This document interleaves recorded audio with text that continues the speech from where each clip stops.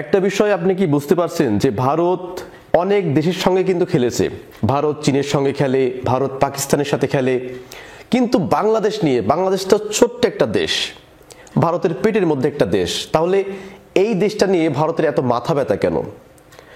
এর কারণ হচ্ছে একটা কথা আছে না যে ছোট মরিচের ঝাঁজ বেশি, তো বাংলাদেশ হচ্ছে সেই ছোট মরিচ, যে এর যে ঝাঁজের যে তীব্রতা, এই তীব্রতা সহ্য করার মতো ক্ষমতা ভারতের কিন্তু নাই। যার ফলে ভারতের মিডিয়া থেকে শুরু করে বিজেপির যে উগ্রবাদী যে নেতাগুলো আছে তারা প্রতিনিয়ত বাংলাদেশের বিরুদ্ধে কিন্তু বিষেধগার করে চলেছে, এবং এটা ভারত কিন্তু রাষ্ট্রীয়ভাবে সমর্থন করছে। তো ভারত কেন তো লাফাচ্ছে, এর মূল কারণটা আমি গত ভিডিওতে কিন্তু বলেছিলাম। আরেকটা মূল কারণ আছে যেটার জন্য ভারত এখন প্রায় পাগল প্রায় বলতে গেলে। কারণ ভাই একটা সত্য কথা বলি, যে বাংলাদেশ ভারতকে যে ক্ষতি করতে পারবে, এটা আপনি পাকিস্তান বলেন আর চীন বলেন, এই দুইটা দেশ মিলেও কিন্তু সেই পরিমাণ ক্ষতি করতে পারবে না। আপনারা তো জানেন যে এই সংখ্যালঘু ইস্যু নিয়ে যে ভারত সরকার দীর্ঘদিন থেকে কিন্তু এই বাংলাদেশের বিরুদ্ধে কাজ করছিল।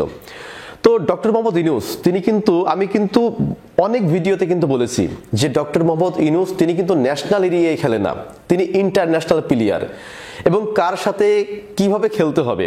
একটা কথা কি জানেন, যে তল পেট, এটা বোঝেন যে আমাদের পেটের নিচে অর্থাৎ যেখানে কিডনি থাকে ওইটিকে বলা হয় তল পেট। তো অনেকে বলেন না যে তোর তল পেটে এমন লাথি মারবো, এর অর্থ কি জানেন, যে আপনি যদি একটা মানুষের কাঁধে লাথি মারেন, ঘুষি মারেন, কিংবা হচ্ছে পায়ে মারেন, ওই লোকটার খুব বেশি লাগবে না, কিন্তু যদি আপনি কোনো মানুষের তল পেটে লাথি মারেন না, ও পেট ধরে সঙ্গে সঙ্গে বসে পড়বে। তো ইতিমধ্যে বাংলাদেশ ভারতের তল পেটে লাথি মারার মতো কাজ করেছে, বা এরকম একটা হুমকি দিয়েছে যে কোনো কথা বললে বা বাংলাদেশের বিরুদ্ধে বেশি ষড়যন্ত্র করলে ভারতের তল পেটে লাথি মারা হবে। ভারতের তল পেট কোনটা? ভারতের তলপেট হচ্ছে এই যে সেভেন সিস্টার যে রাজ্যটা আছে না, এইটা। যদিও এই লাথি একবার মারতে গিয়েছিল এই বাংলার সিংহাম বাবর, তো তার কিছু একটা প্ল্যানে ভুল ছিল, যার ফলে এটা ইন্ডিয়া আগেই বুঝে গেছিল যে বাবর যে কাজটা করতে গেছিল এটা খুবই ভয়ঙ্কর কাজ, আর এই কাজটা যদি করে ফেলতো, এটা ইন্ডিয়ার যে সেভেন সিস্টার যে রাজ্যটা আছে এটা পুরোপুরি হাতছাড়া হয়ে যেত। তো এখানে আরেকটা বিষয় বলি, যে এই যে বাংলাদেশ একটা ছোট্ট দেশ হয়ে এত লাফালাফি করতেছে, ইন্ডিয়া কিন্তু খুব ভালো করে বোঝে যে এখানে বাংলাদেশ একা না। এইটা ইন্ডিয়া খুব ভালো করে জানে যে বাংলাদেশের পিছনে দুইটা শক্তি খেলছে, একটা হচ্ছে পাকিস্তান, আরেকটা হচ্ছে সাইলেন্ট মোডে খেলছে হচ্ছে চীন। এবং এইটা ভারত আরো ভালো করে জানে যে বাংলাদেশ যে লালমনিরহাটে যে বিমান ঘাঁটি, এইটা যদি ওখানে বিমান ঘাঁটি করা হয় তাহলে ভারতের যে সেভেন সিস্টার রাজ্য এবং ওই রাজ্যে ঢোকার যে মূল যে করিডর, মানে ছোট্ট একটা করিডর, এখান থেকে মাত্র 20 কিলোমিটার। তো এখানে যদি বিমান ঘাঁটি হয়, এটা হচ্ছে ভারতের সর্বোচ্চ হেডেক।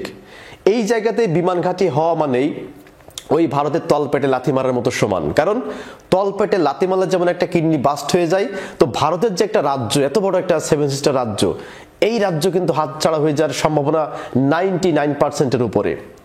এর কারণ হচ্ছে কি জানেন, চীন এর আগে থেকে কিন্তু বারবার দাবি করে আসছে যে ভারতের যে অরুণাচল, ওই অরুণাচলকে এই চীন তাদের বলে দাবি করে আসছে দীর্ঘদিন থেকে। তারা কিন্তু ইতিমধ্যে দেখেছেন যে কোনো নোটিশ ছাড়াই ভারতের 60 থেকে 70 কিলোমিটার রাস্তা নিজেদের বলে দাবি করে ম্যাপের মধ্যে ঢুকাই নিয়েছে, আবার কখনো সীমানাটাও নিয়ে নিয়েছে।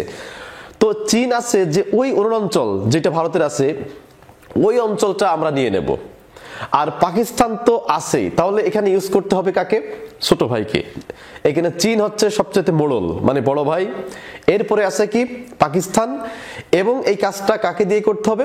ছোট ভাইকে দিয়ে, এবং এই ছোট ভাই হচ্ছে ভারত। যার ফলে চীন এবং পাকিস্তান বলতেছে ছোট ভাই কোনো ভয় নাই, আমরা আছি, এগিয়ে যাও।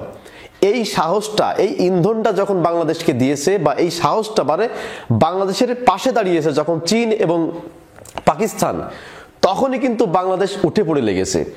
তাছাড়া বাংলাদেশ ছোট্ট একটা দেশ, ভারতের সাথে পাঙ্গা নিয়ে কিন্তু পারবে না, যেটা বাস্তব কথা। কিন্তু যখন এই বড় বড় দুইটা শক্তি বাংলাদেশের পাশে এসে দাঁড়িয়েছে, তখন বাংলাদেশ কিন্তু রয়্যাল বেঙ্গল টাইগার।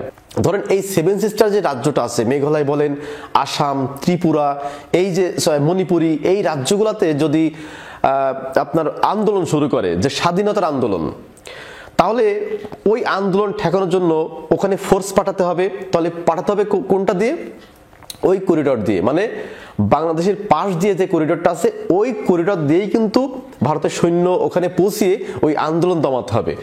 তো বাংলাদেশ যদি মনে করে যে ওই করিডর দিয়ে ভারতের কোনো সৈন্য ঢুকতে দেব না, কিংবা এই জায়গাতে যদি বাংলাদেশ কিংবা চীন যদি হুমকি হয়ে দাঁড়ায়, তাহলে ভারতের একটা সৈন্য কিন্তু এই করিডর দিয়ে আপনার সেভেন সিস্টার রাজ্যে কিন্তু প্রবেশ করবে না। আর যখন প্রবেশ করতে পারবে না, তাহলে পরে সবচাইতে উপকার পাবে কারা জানেন? চীন।